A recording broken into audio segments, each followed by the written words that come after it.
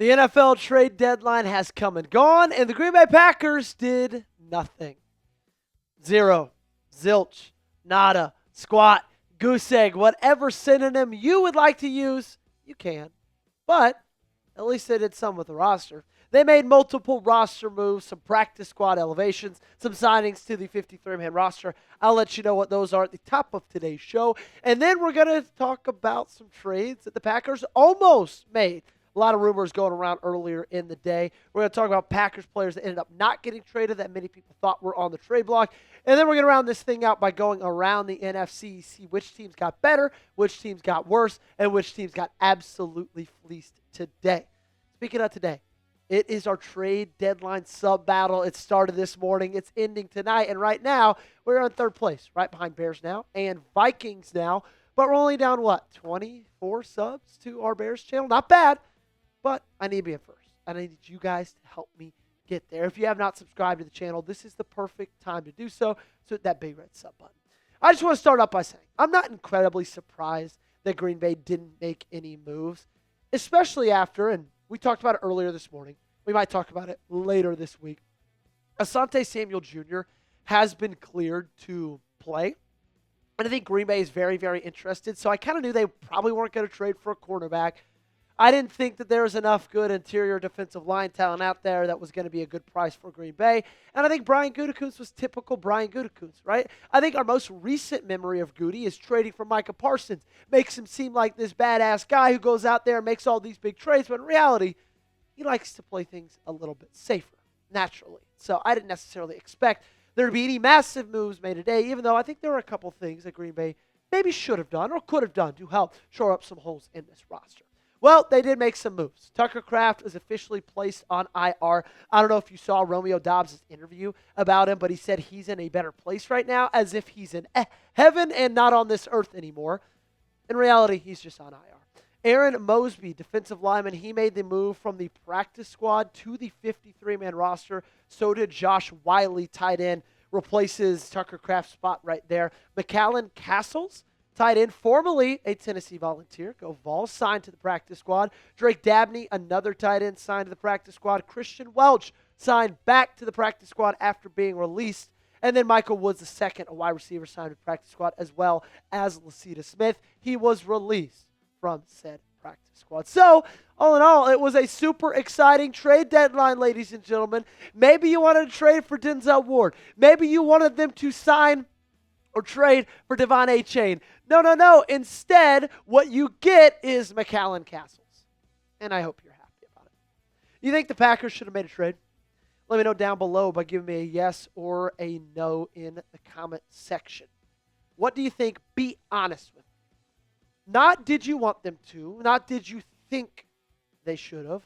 Do you think, or not do you wish they would have, do you think the Packers should have made a trade? You let me know right now in the comments section. Coming up next, we're going to talk about some trades the Packers almost made, okay? Starting off with Devon Achane, a guy we talked about a lot in all these scoops coming from our main man, Easton Butler. He tweeted out 6 teams still calling for Miami running back Devon Achane, but Miami is reluctant to move him because Miami and Mike McDonald want him for the foreseeable future. Those teams, Green Bay, New Orleans, Kansas City, both LA teams, and Houston as well. So we do know that Green Bay was at least interested to call a second time because they called a couple of weeks ago. Evan Neal was also a player that the Green Bay Packers were interested in, reached out to the New York Giants, who we knew earlier today made it pretty apparent that they were wanting to move Evan Neal. They ended up not doing that, and I like that Green Bay reached out. Look, Evan Neal's not that great of a player, but also Daniel Jones was looked as that great of a player, and then he leaves New York, and all of a sudden he's an MVP candidate.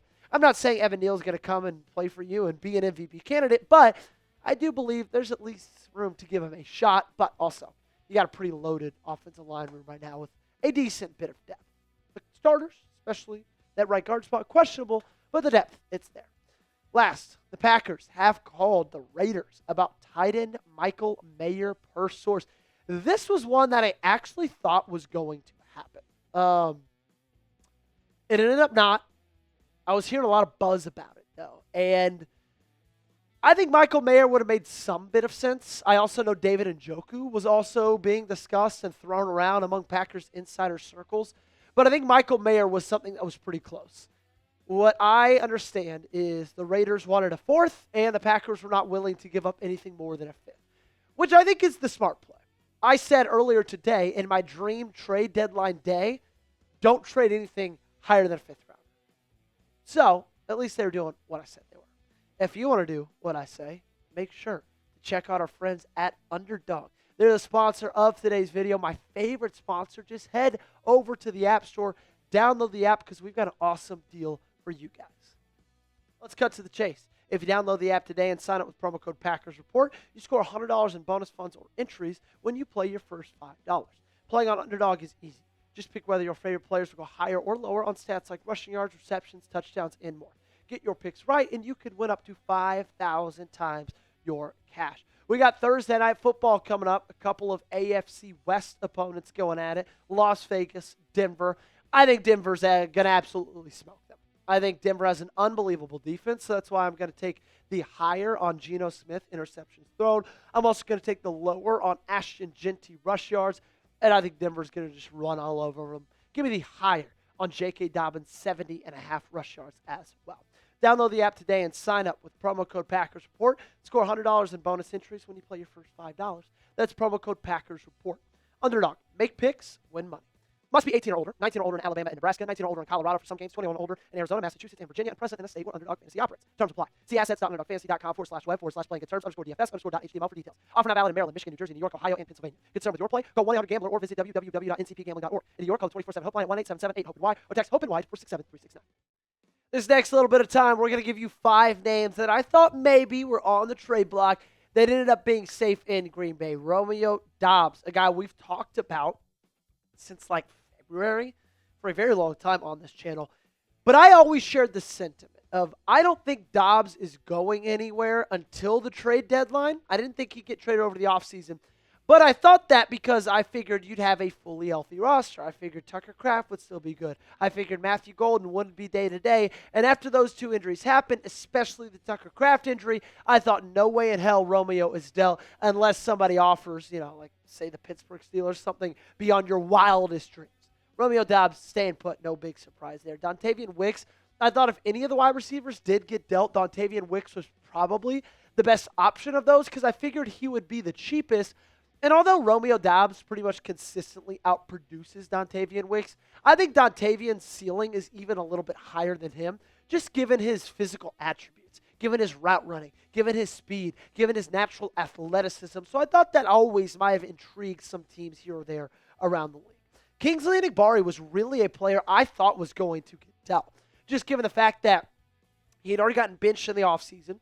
So he's under Rashawn Gary. He's under Lucas Van Ness, right? He's right there in that 3rd rung. And then you trade for Micah Parsons. So now he goes down there and he's on that 4th rung. And I just felt like there were a lot of edge rusher needy teams out there that would have given you maybe a 5th-round pick for Kingsley Enagbare, which honestly I might have taken, okay?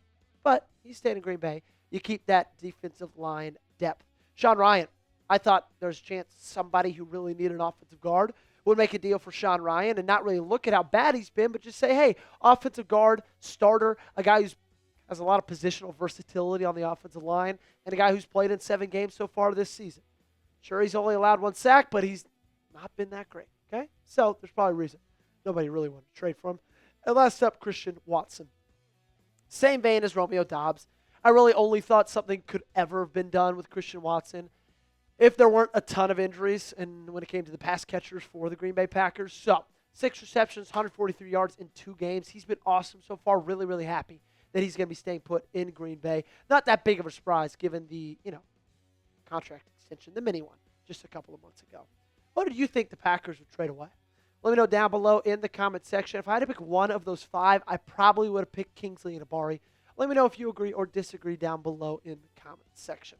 Before we get on out of here, we got to tell you what happened around the NFC. The Dallas Cowboys made their horrible defense only 98% horrible now because they added Logan Wilson, and they got him for a 7th-round pick from the Cincinnati Bengals. The Seahawks made a big trade, getting Rashid, the Need for Speed Shaheed, from the New Orleans Saints. I thought that was an awesome trade, really, for both teams.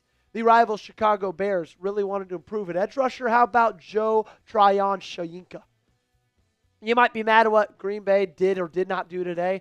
at least you aren't a Bears fan and thought you were going to get Max Crosby, and then you end up with Joe Tryon-Shoyinka. There's that for you. And a 2026 7th-rounder, all for a 6th-rounder to Cleveland. The Dallas Cowboys were not done on the defensive side of the ball. Quinnen Williams, this was their big move, their big swing, and the second big trade done by the New York Jets. This time they get Mosby Smith, a 2nd-rounder, and a 1st-rounder in 2027 for Quinnen Williams. It is a fire sale in the Big Apple. The Chargers, they traded the Saints a 6th-round pick to snab Trevor Penning, and that's pretty much it. A lot of trades, a lot bigger trades than I thought. The biggest trade easily was the Sauce Gardner trade. The Sauce Gardner went to the Colts, and in return, the Jets received 2 1st-rounders and Adonai Mitchell. That's going to do it. Make sure you got me on social media. Twitter, Instagram, I'm everywhere. And make sure to subscribe to the channel. YouTube.com/PackersTV. Daily videos right here.